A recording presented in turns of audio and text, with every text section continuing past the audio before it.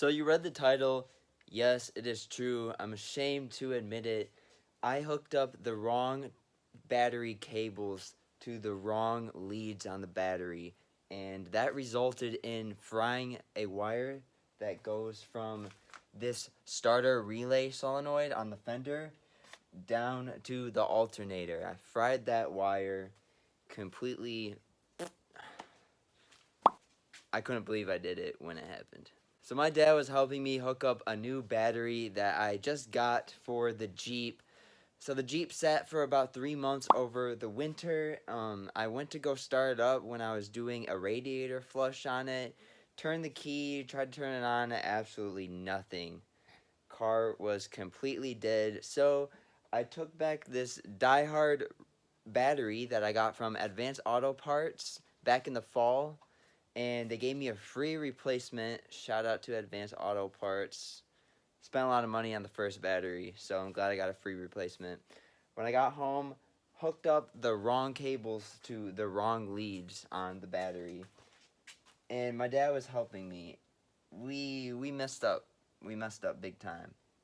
But I should have taken a picture before I started that the positive cable was colored black and the negative cable was colored blue. Hate on me all you want in the comments, but I just want to make a video on what happened when we did that. And I just told you that the alternator wire fried up. So after frying the alternator wire, I went to a parts store here in town called Murray's in Walled Lake, Michigan. Got myself a 10 gauge wire and some terminal rings. 10 gauge wire ended up costing me $8.39, and the terminal rings were $3.99. So after I got the terminal rings and the 10 gauge wire, I headed to O'Reilly Auto Parts and I picked up a 14 gauge fusible link for $5.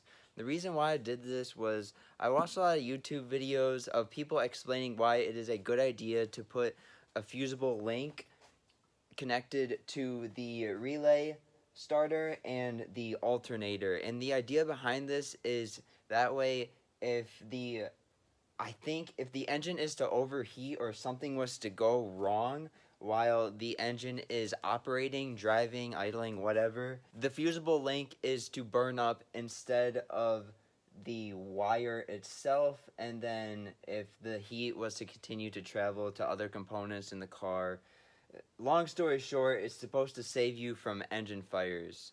I know it sounds crazy and I may not be doing a good job explaining this to you.